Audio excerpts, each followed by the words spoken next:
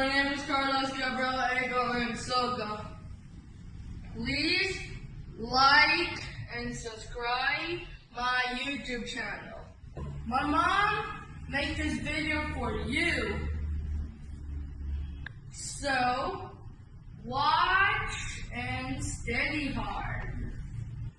Good day, everyone. Today we will be talking about another very important perspective of the self, and that is the psychological perspective of the self. You might be wondering why we are going to talk about psychology in relevance to the self.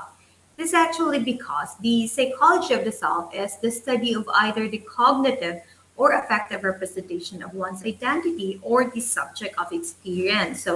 The earliest formulation of the self in modern psychology actually derived from the distinction between the self as I, the subjective that is the knower, and the self as me, and also the object that is known.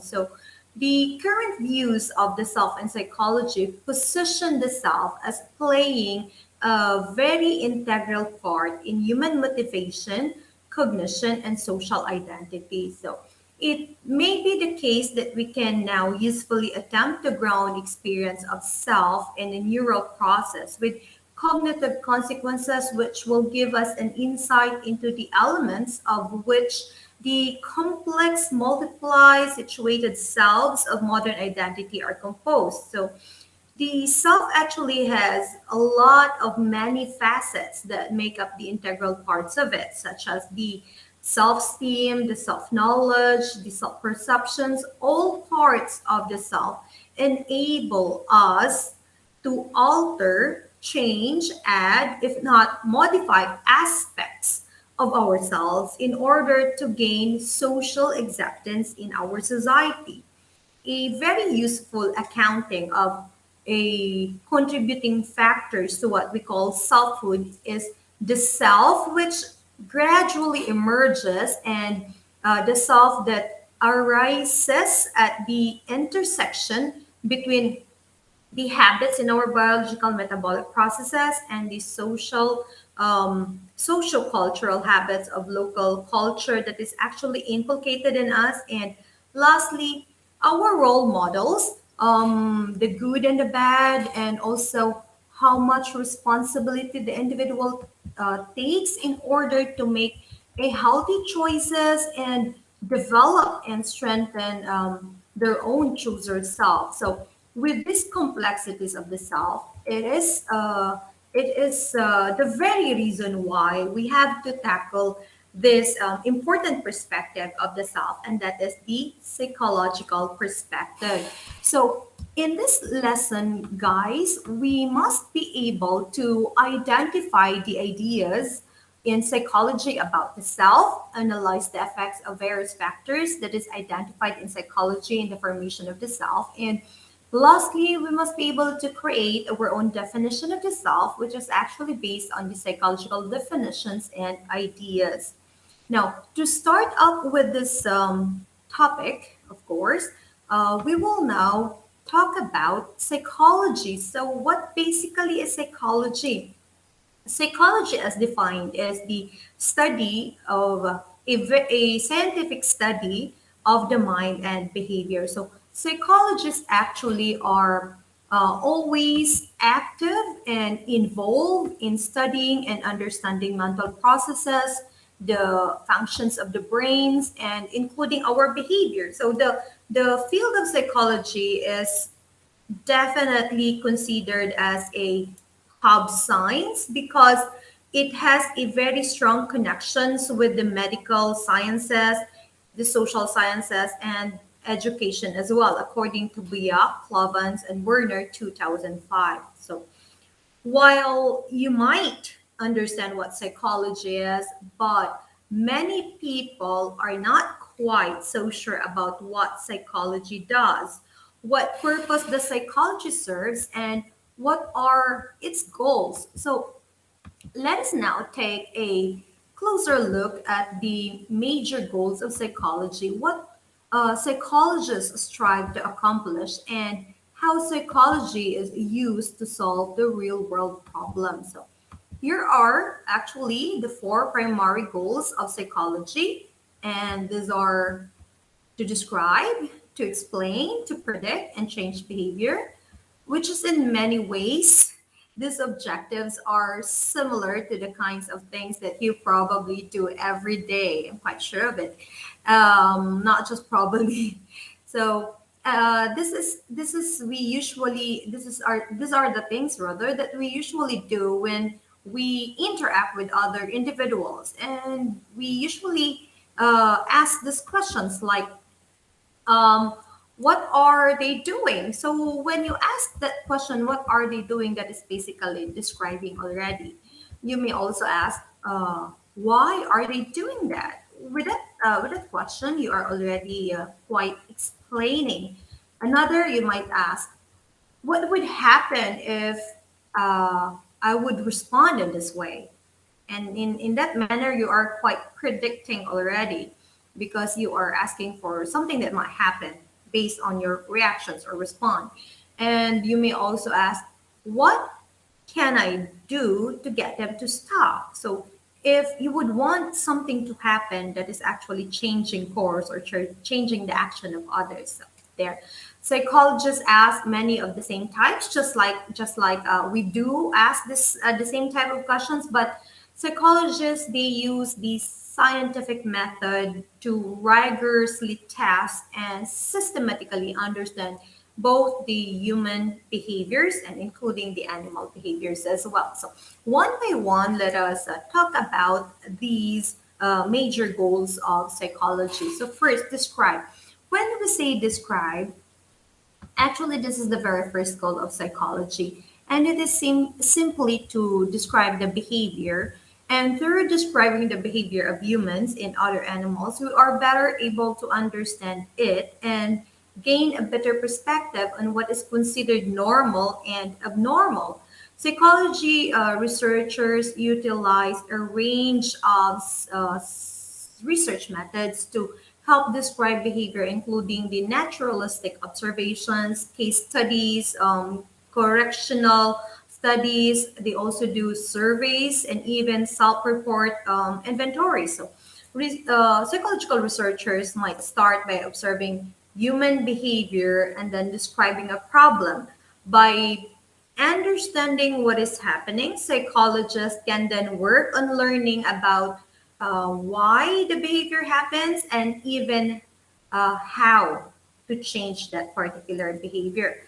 So imagine that researchers want to learn more about the consumer behavior. So they might use market research surveys, or they might use direct observation and other data collection methods to gather information on what people are actually doing when they shop. And this gives the researchers a greater insight into what is really happening in that particular population or in that particular society. And then let's move forward to another goal, and that is explain. So, as you imagine, in addition to merely describing it, psychologists are also interested in explaining behavior. So, why do people do things that they do, or what are the factors that contributed to the development, personality, social behavior, and mental health problems? So, throughout psychologist history, many theories have emerged in order to help explain, and these theories are actually being introduced by brilliant psychologists also. So a few examples of such approaches, including the classical conditioning and attachment theories. Those are quite good theories when it comes to this particular goal, and that is explaining behavior. So, in the previous example, researchers collected data to understand what consumers are purchasing. So, psychologists would then conduct a research to understand why consumers purchase these certain items, and then certain things are happening. They might ask questions about why people purchase certain items, or what are the factors that motivate them to make such purchases. So, there. And then another goal is to predict. So when you say predict, not surprisingly, another primary goal of psychology is to make predictions about how we think and how we act. So once we understand more about what exactly happens and why it happens, we can use that information to make predictions about when and why or how it might happen again in the future. So, successfully predicting behavior is also one of the best ways to know if we understand the underlying causes of our actions. Prediction always allows psychologists to make guesses about human behavior without necessarily understanding the mechanisms that is underlying the phenomena. So, for examples, if the researchers noticed that the scores on a particular aptitude test predict high school dropout rates, they can use that information to estimate how many students might drop out of school next year. And then in the previous example, also looking at the consumer behavior, psychologists would use the information they collected to try to predict what consumers will purchase next time when they go shopping. So businesses and marketers often employ the consumer psychologists to make such predictions so that they can create the products that will actually appeal to the buyers. So you see, prediction is quite important. And I know we do these things also. We try to predict our parents' mood at that particular moment, especially when we need something. Why? Because we need to have good timing. They have to be in good mood so that we will be able to have the predicted outcome that we would want to have. So positive mood means positive outcome. Very best example for prediction. And I know you're doing that, especially when you're asking for higher allowance or maybe you would want to have a new gadget.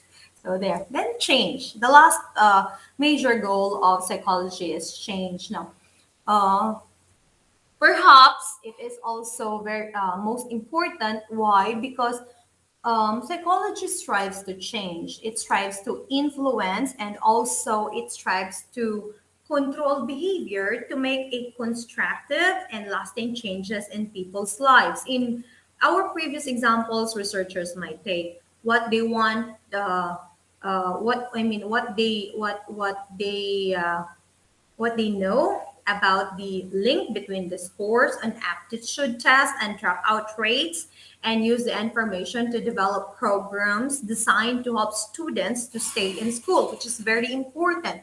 And another, when we talk about business, the marketers and the businesses often use the understanding that is gained from psychological research to try to influence and persuade and convince the buyers to behave in a certain way. So, for example, they might design an advertising campaigns that is actually to provide a message that will target the audience, which is, of course, their consumers.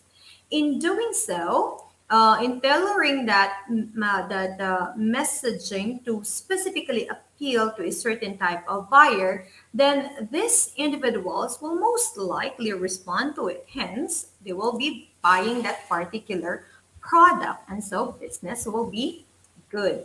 So those are the four major goals of psychology, and that is to describe, explain, predict, and change. So I hope you were able to get it and you fully have understood that one. So, guys, now let's talk about a very great theory which will give us a good understanding on the psychological perspective of the self, and that is the stages of cognitive development by Piaget. So, how did Piaget develop the theory? So, just a little bit of history. Piaget was born in Switzerland in the late 1800s and was a precocious student, publishing his first paper when he was 11 years old. Oh my God, imagine that. How I wish I could do the same. But anyway, it's too late for me now, right? Okay, so Piaget's early exposure to the intellectual development of children came when he worked as an assistant to Alfred Bennett and Theodore Simon as they worked to standardize their famous IQ test. So much of Piaget's interest in the cognitive development of children was really inspired by his observation of his own nephew and daughter. And these observations reinforced his budding hypothesis that children's minds were not merely smaller versions of adult minds. Since up until now, or since from the beginning of time until this point, children were largely treated simply as smaller versions of adults. But according to Piaget, one of the first to identify that the way children think is different from the way adults think. He proposed that intelligence is something that grows and develops through series of stages. So older children do not just think more quickly than the younger children. Instead, they are both qualitative and quantitative. And there's this differences between the thinking of young children versus the older children. Based on his observations, he concluded that children were not less intelligent than the adults, they just simply think differently. Albert Einstein actually called Piaget's discovery so simple and that only a genius could have thought of it. See, it's just really brilliant. Piaget's stage theory describes the cognitive development of children, and the cognitive development involves the changes in different cognitive process and abilities. In Piaget's view, early cognitive development involved processes based upon the actions and then the later progresses to changes in the mental operations. And to better understand some of the things that happen during the cognitive development, it is important to us that we must first examine a few of the important ideas and concepts that is introduced by Piaget. Now, the following are the very vital concepts or ideas that are introduced by Piaget. So the first is the schema. According to Piaget, a schema describes both the mental and the physical actions which involve in understanding and knowing. Schemas are actually categories of knowledge that help us to interpret and understand the world. In Piaget's view, a schema is something that includes both the knowledge and the process of obtaining that particular knowledge. As experiences happen, this new information is used to modify, to add, or to change previously the existing schemas. So, for example, a child may have a schema about a type of an animal, such as a dog. So the child might think that a dog has four legs, and if the child's sole experience has been with small dogs with four legs, and then okay, a child might believe that all dogs generally are small and furry and has four legs. But suppose the child will see another animal, but that animal is not really dog, but it has four legs and it is furry at the same time. Then the child might think that it is also a dog, but basically it is a lion. As you can see, or if not, it is a wolf because some dogs really look like a wolf, like the Siberian Husky. It's furry and it has four legs, but not so tiny. But if it is if it is a puppy, or I mean, if it is a cub, then it may look like the small dog that the child has been thinking of, or that the child has been introduced to. So the child will then take in this new information, modifying the previously existing schema to include these new observations and to include this new knowledge that has been taught by his parents. So the child will then realize that, oh, not all four-legged animals are dogs, not all four-legged furry small animals are dogs. it could also be another kind of animals with the same characteristics. So that is basically the function of schema. Now, the process of taking new information into already existing schema is known as assimilation. According to Piaget, the process is somewhat subjective because we tend to modify experiences and information slightly in order to fit in with our pre-existing beliefs. So, for example, in the given example earlier, seeing that a dog and labeling it as a dog, in a case of assimilating the animal into a child's dog schema, another part of adaptation also, according to Piaget, involves changing or altering our existing schema in light of a new information, and that process is known as accommodation. Now, accommodation involves modifying the existing schema or the ideas as a result of new information or new experiences. Now, new schemas may also be developed during the process.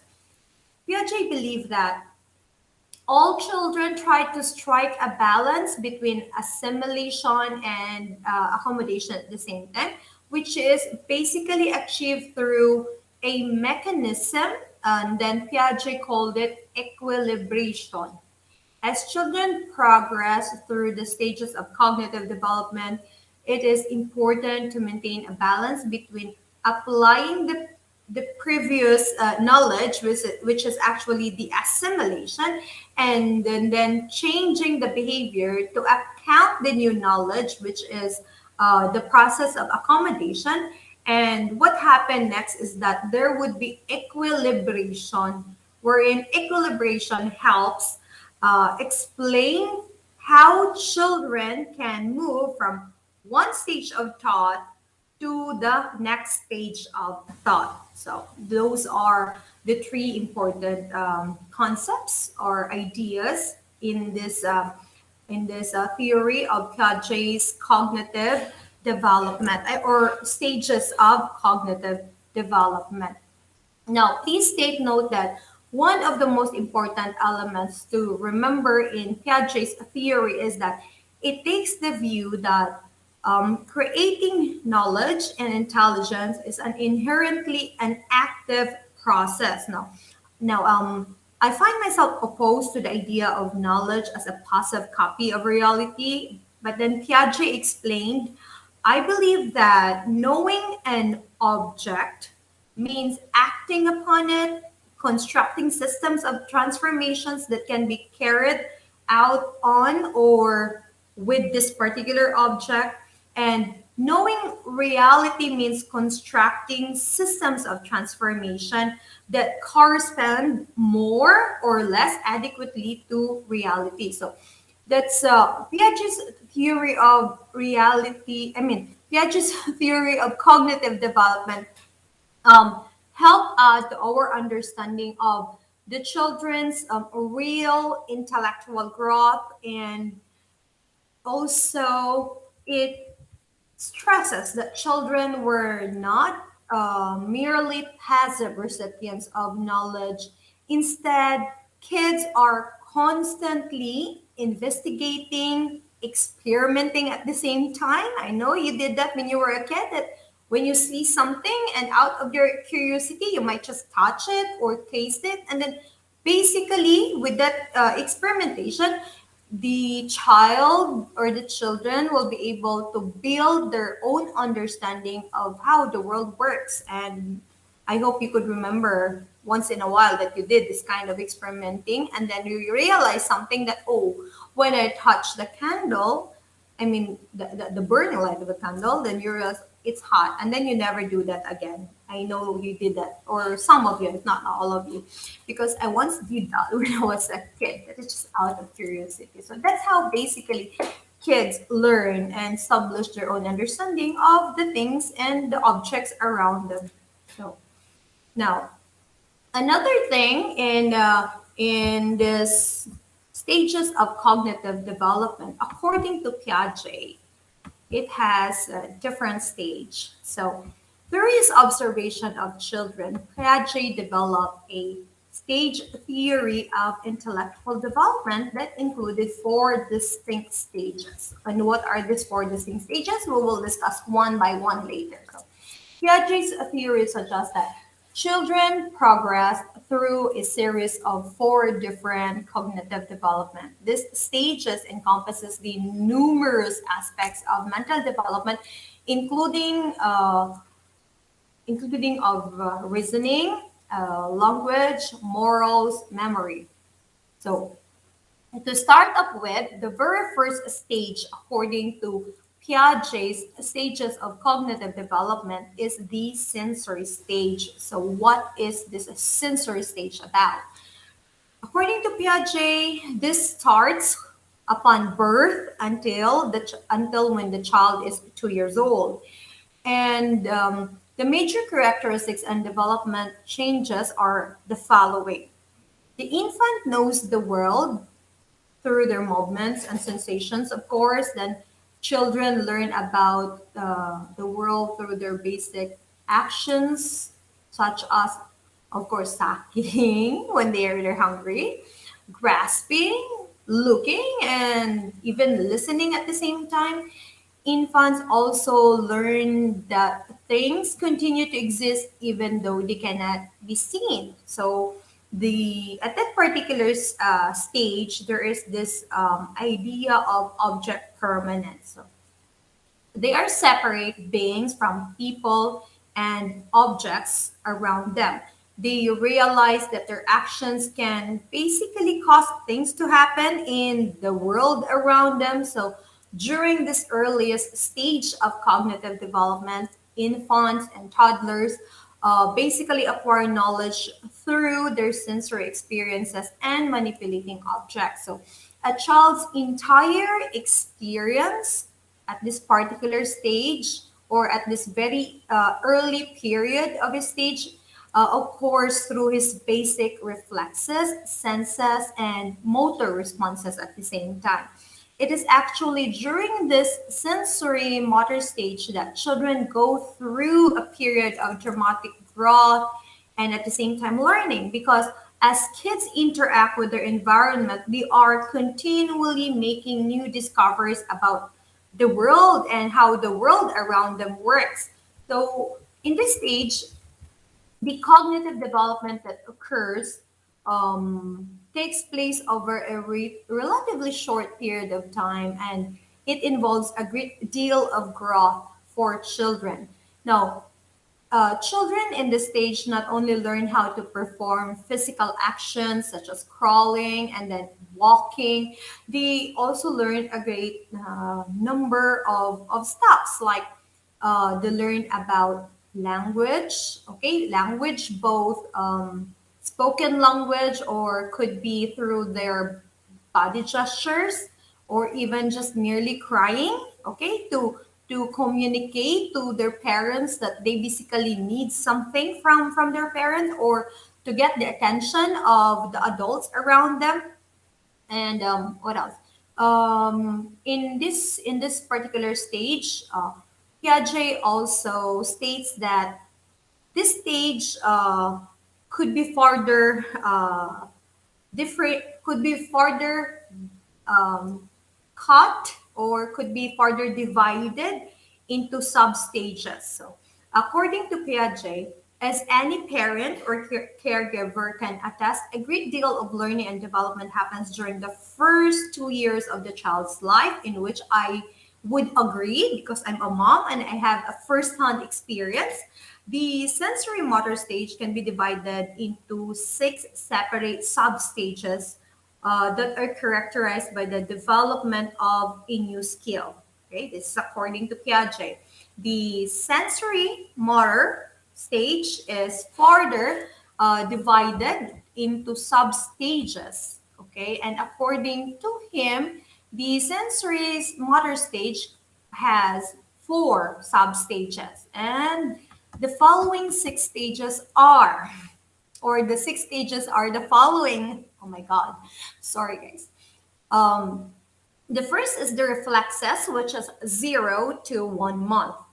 Now, during the stage, the child understands the environment purely through the inborn reflexes, such as sucking and just definitely staring or looking at the adults around them. Now, the second substage is the primary circular reactions, and that is between 1 month to 4 months. And according to Piaget, this substage involves coordinating sensation and use schemas.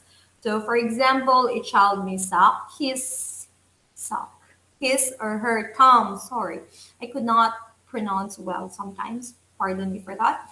So, as I was saying, in the primary circular reactions, which is between 1 month to 4 months, this substage involves the coordinating sensation for new schemas.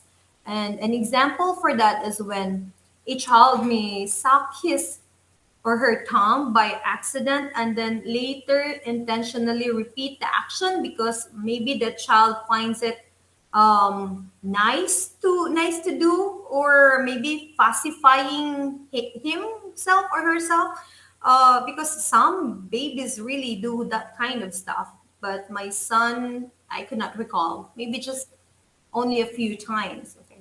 So in the secondary circular reactions, that is between 4 to 8 months. So guys, the secondary circular reactions happens during 4 to 8 months, and during this substage, the child becomes more focused on the world and begins to intentionally repeat an action in order to trigger a response in the involvement. For example, a child will purposely cry in order to get the attention of his or her parents, or a child will purposely pick up a toy in order to put on his or her mouth and then try to bit it or try to chew it. At that particular stage, that is commonly being practiced by babies. And the next stage is the coordination of reactions, and that is between 8 months to 12 months. Now, during the sub stage, the child starts to show clearly intentional actions. Like the child may also combine the schemas in order to achieve a desired effect. So children begin exploring the environment around them and will often imitate behavior of others. Then there's also the understandings of objects around them. They also begin during this time that they know that this object exist, and this object will do something, or this object represents something. Okay, so there is the child starts to recognize the particular object, and perhaps how that particular object is being used, and they would try to mimic the adults around them in particularly using or how the adults handle that particular object.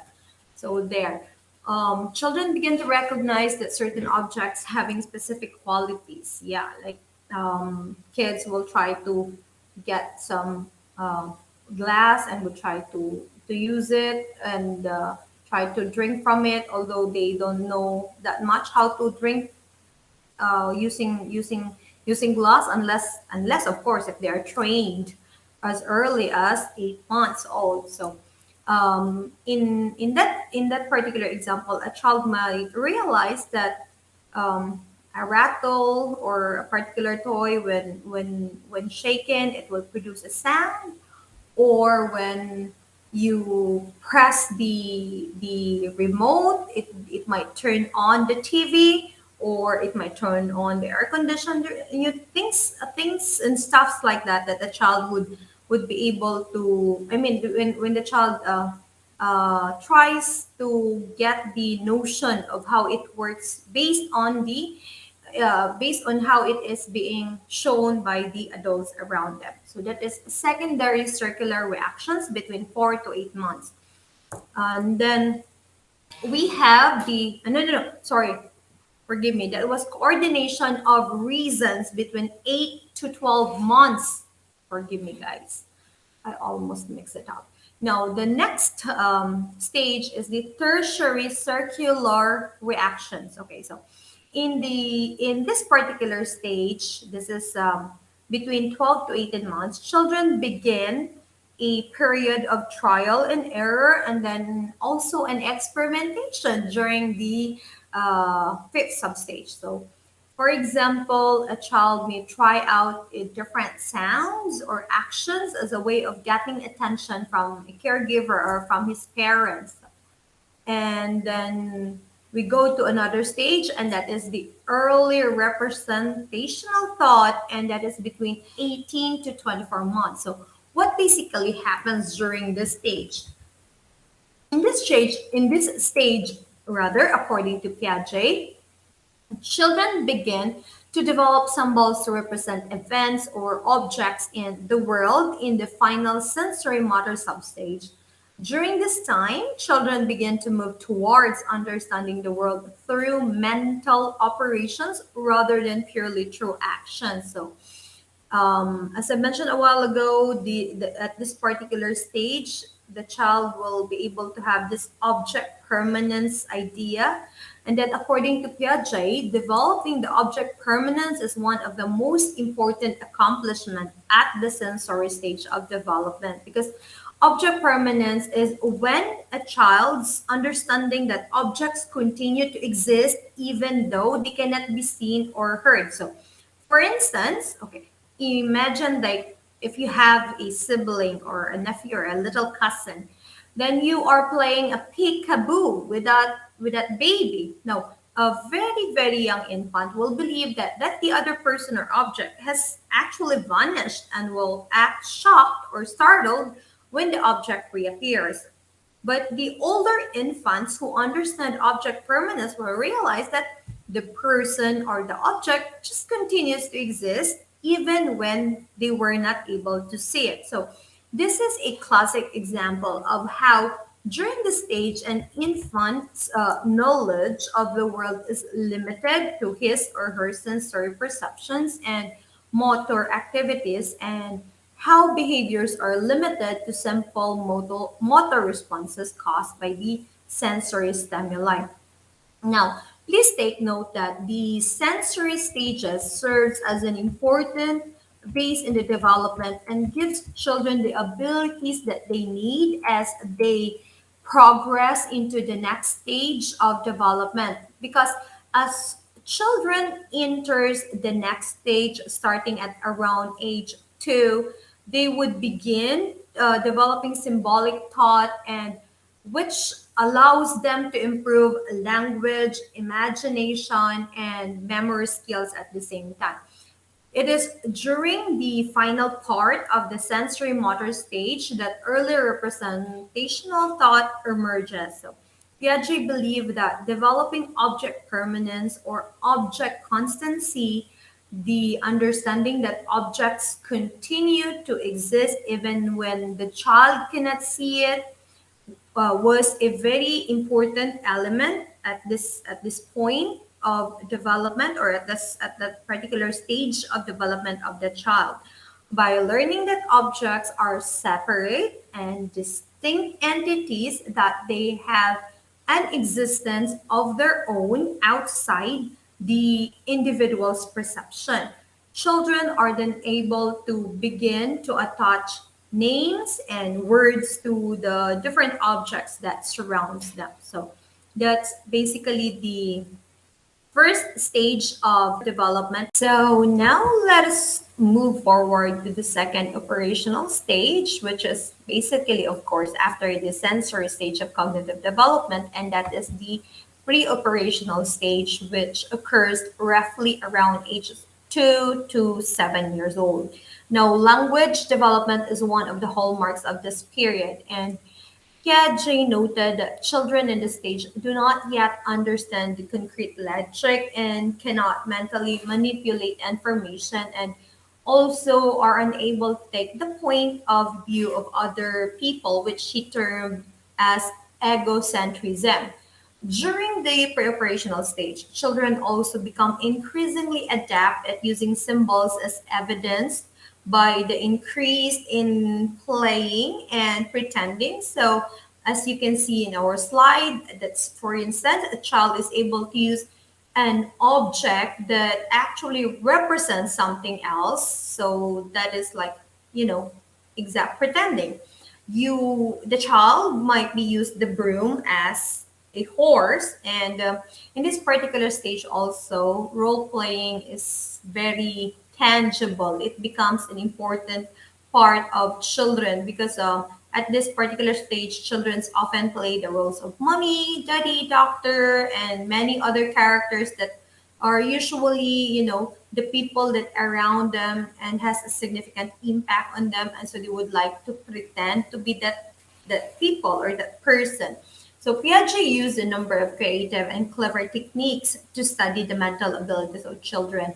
And one of the very famous techniques to demonstrate egocentrism involved the use of a three-dimensional display of mountain scene, and this was referred to as the three mountain tasks, in which children are asked to choose a picture that showed the scene that they had observed. Now, most of the children are able to do this with very little difficulty.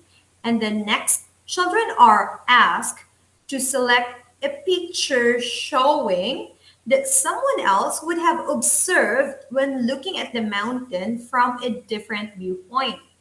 Invariably, children almost always choose the scene showing their own view from the mountain scene. And according to Piaget, children almost always choose the scene because they are unable to take on the view of another person's perspective. So, other researchers have also conducted similar experiments, and in one study, children were shown a room in a small dollhouse, and then children were able to see in the dollhouse that a toy was actually hidden behind a piece of furniture.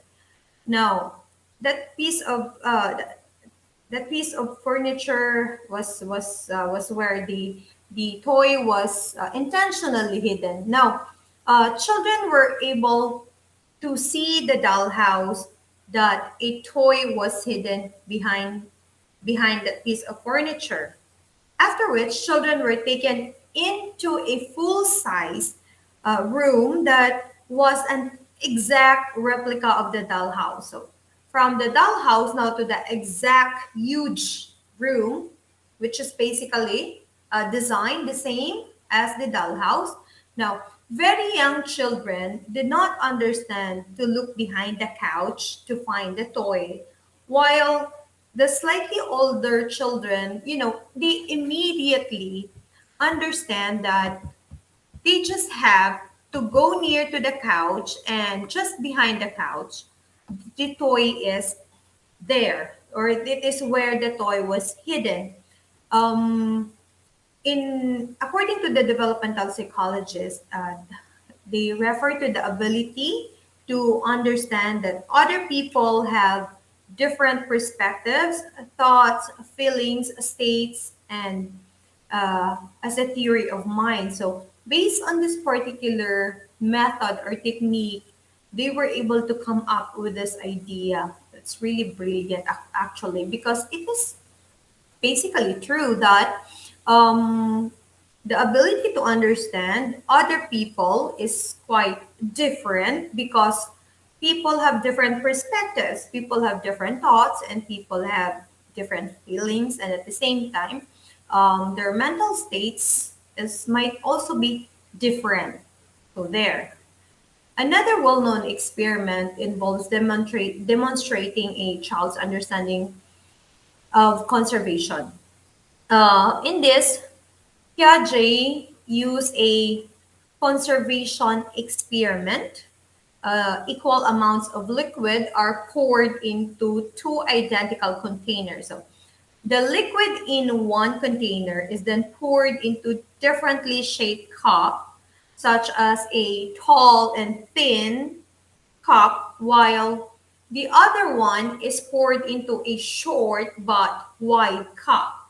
So children are then asked which cup holds the most liquid. Now, despite seeing that the liquids were of the same and were of equal amount, children almost always choose the cup that appears to be fuller. So, Piaget conducted a number of similar experiments on the conservation of number, length, mass, and then weight, also volume and quantity. He found that children showed any understanding of conservation prior to the age of 5. So, just a bit of criticism on this theory of Piaget. As you might have noticed, much of Piaget's focus at this stage of development focused on what the child could not yet do, and the concepts of egocentrism and conservation are both centered on the abilities that children have not yet developed. So they lack the understanding that things look different to the other people and that objects can change in appearance while still maintaining the same properties or the same quality. However, not everyone agrees with Piaget's assessment on children's abilities. Like researchers Martin Huge, for example, he argued that the reason that children failed at the three mountain task was simply that they did not understand it. And in an experiment that involved utilizing dolls, Huge demonstrated that children as young as age 4 were not yet able to understand situations from multiple points of view, suggesting that children becomes less egocentric at an earlier age than Piaget have believed. So that's the second stage, according to Piaget's cognitive development. Now let's move on to the next stage, and that is the concrete operational stage, which is basically the third stage in Piaget's theory of cognitive development, and that is for ages 7 to 11 years old. Um, Piaget said that it is characterized by the development of logical thought and that thinking still tends to be very concrete, but children become much, much more logical and more sophisticated in their thinking during this stage of development. While this is an important stage in and of itself, it also serves as an important transition between the earlier stages of development and the coming stage where kids will learn how to think more abstractly and hypothetically.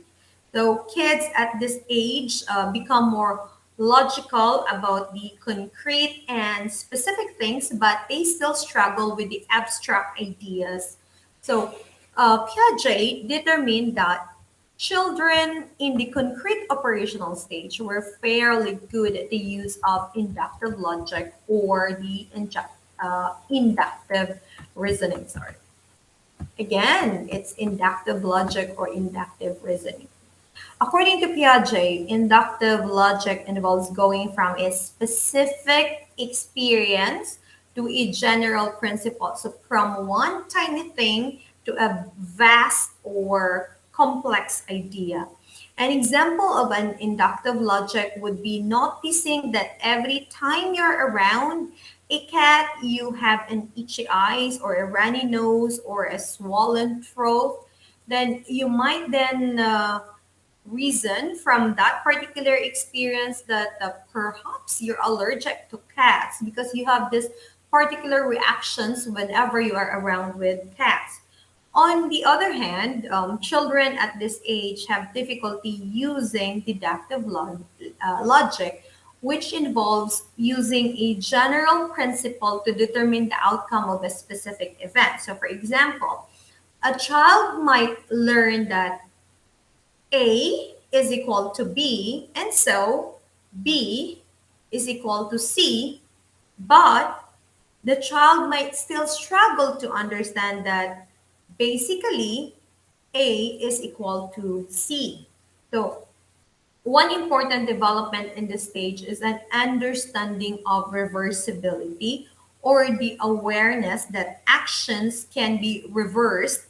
An example of this is being able to reverse the order of relationships between the mental categories. So, uh, another example of reversibility is that a child might be able to recognize that his or her dog is a Labrador, that a Labrador is a dog, and that a dog is an animal. So, there. Now, there are other key characteristics involving this particular stage. So, another key development at this stage is the understanding that when something changes in shape or when it changes in appearance, it is still the same, a concept known as conservation. So kids at this stage understand that if you break a candy bar up into smaller pieces, it is still the same amount if you put it on together as a whole. Now, this is a contrast to younger children who often believe that pouring the same amount of liquid into two cups means that there is more on the other one that has a fuller appearance. So, for example, imagine that you have two candy bars of the exact same size, and then you break one candy bar up into two equally sized pieces, and then the other candy bar up into four smaller pieces. But you actually cut it equally in the same size. So a child who is in concrete operational stage will understand that both candy bars are still the same amount, whereas a younger child will believe that the candy bar that has more pieces, or the one that you divided into four, is larger than those whom you own, which you divided only into two pieces. But because they are young, and that is just how they see things, so their perspective is quite limited. That is according to Piaget. uh, he said the concrete operational stage is also marked by decreases in egocentrism. So while children in the preceding stage of development, which is the pre-operational stage, struggle to take the perspective of others, kids in the concrete stage are able to think about things that the way that others see them. So, in Piaget's three mountain task, for example, the children in the concrete operational stage can describe how a mountain scene would look to an observer that is seated opposite to them. In other words, kids are not only able to start thinking about how other people view and experience the world, they even start to use this type of information when making decisions or when solving problems. So, one of the key characteristics of the concrete operational stage is the ability to focus on the many parts of a problem, while kids in the pre-operational stage are able to engage in what is known as decentration. They are able to concentrate on many aspects of a situation at the same time, which plays a very critical role in the understanding of conservation. This stage of cognitive development also serves as an important transition between the pre-operational and the formal operational stages, wherein reversibility is an important step toward more advanced thinking, although at this stage it only applies to concrete situations. While kids at earlier stages of development are egocentric, and those in the concrete operational stage become more sociocentric. In other words, they are able to understand that other people have their own thoughts, and kids at this point are also aware that other people have unique perspectives, but they might not yet be able to guess exactly how or what that other person is experiencing. This growing ability to mentally manipulate information and think about the thoughts of others will play a very critical role in the formal operational stage of development, when logic and abstract thought becomes critical. So that is according to Piaget's third stage of cognitive development. Now, we will move forward to the last stage, and that is the formal operational stage. According to Piaget, the formal operational stage is the fourth and final stage, and it begins approximately at age 12, and then it lasts into the adulthood. So at this point in development, Piaget says that thinking becomes much more sophisticated and advanced, and that kids can actually think and acknowledge and abstract ideas and theoretical concepts also, and they are already very good in using logic to come up with a creative solutions to a particular problem. So skills such as logical thought, deductive reasoning, and systematic planning also emerge during this stage. So I think that basically explains why you were able to cut classes. If you could recall, at this particular age, you are so fond of doing things that are really uh, you are told not to do, but for you it's fun, and probably out of curiosity you were able to get away with it, although you are being reprimanded later, but still, since for you it's fun and maybe you are so curious about it, and because you were able to think logically, you were able to develop your skills of deductive reasoning, and you were able to have this very cunning mind to think and to systematically plan of your escape. And so there you go. Piaget had explained that particular development of our stage, and that's around age 12 and until we will proceed to our adult stage. So Piaget tested formal operational thought in few different ways. So two of the better known tests explored physical conceptualization and the abstraction of thought.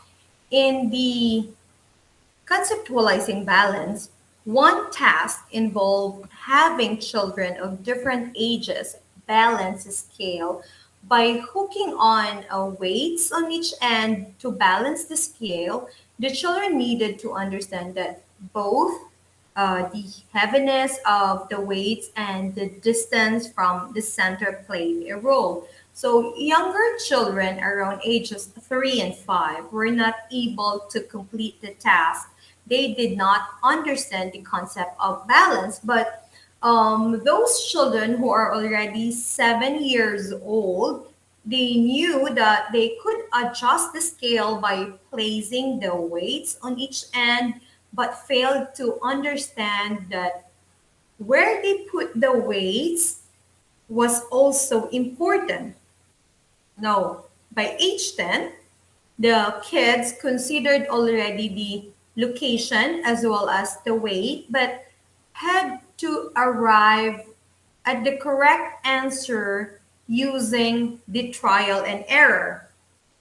It wasn't until the age 13 that children could use the logic to form a hypothesis about where to place the weights and to balance the scale and then to complete the task. So That is according to Piaget in conceptualizing balance. Now, in Obstruction of Ideas, in another experiment on formal operational thought, Piaget asked the children to imagine where they would want to place a third eye if they had one. Now, younger children said that they would put the imagined third eye in the middle of their forehead.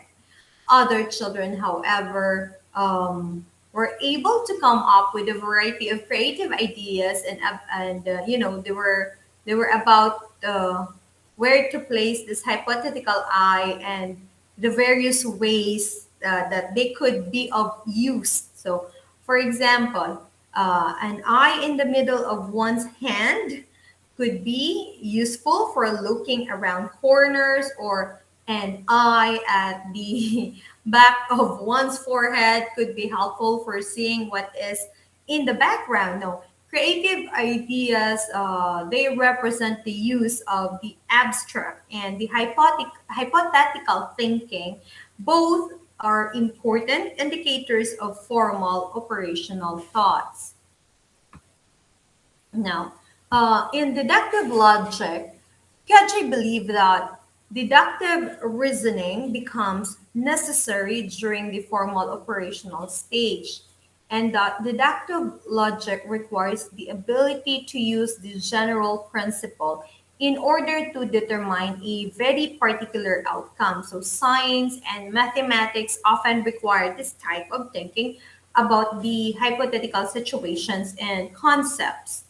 And in abstract thought, according to Piaget, while children think to very concretely and specifically in earlier stages, but the ability to think about abstract concepts emerges only during the formal operational stage. And instead of relying solely on the previous experiences, children begin to consider the possible outcomes and the consequences of the actions. And this type of thinking is also important in the long term planning. And moving forward, Piaget also included the problem solving. He said, in earlier stages, children use trial and error to solve problems, and during the formal operational stage, the ability to systematically solve a problem in a logical and methodological way emerges. So, children at a formal operational stage of cognitive development are often able to plan quickly. They are able to organize an approach to solve the problem right away. And Piaget also added the hypothetical deductive reasoning. Okay, from problem solving, now Piaget added another thing, and that is the hypothetical deductive reasoning. Piaget believed that when he referred to as a hypothetical deductive reasoning, he said it was essential at this stage of intellectual development. At this point, teens become capable of thinking about the abstract and hypothetical ideas, and they often ponder what if type situations, and they also formulate questions, and they can think about multiple solutions, or they could think of the possible outcomes. So it's not it's more on the predictions, it's more on making hypotheses. So while kids in the previous stage, in the concrete operations, they are very particular in their thoughts in the formal operational stage, and it becomes increasingly abstract in their thinking. So as children gain greater awareness and understanding of their own thought processes, they then develop what is known as metacognition, or the ability to think about their thoughts as well as the ideas of others. Again, that is metacognition, that is the ability to think about what their thoughts are as well as the thoughts and ideas of others. So there is this current observations based on this particular theory. The following were made about the formal operational stage of cognitive development. According to Neil J. Salkind, I hope I pronounce it well. Uh, Neil J. Salkind, who is a PhD and author of an introduction to theories of human development, he said, the formal operational thinker has the ability to consider the many different solutions to a problem before acting. This greatly increases efficiency, and because the individual can avoid potentially unsuccessful attempts at solving a problem, the formal operational person considers the past, present demands, and also the future consequences in attempting to maximize of his or her adaptation to the world. And another observation from Christine Brain and Priscilla Muker. They are both authors of Understanding Child Psychology. They said in the formal operational stage, the actual concrete objects are no longer required and that mental operations can be undertaken in the head using the abstract terms. So, for example, children at this stage can answer questions such as if you can imagine something made up of two quantities and the whole thing remains the same when one quantity is increased, what happens to the second quantity? This type of reasoning can be done without thinking about the actual object. So those are the observations based on the theory of cognitive development by Piaget.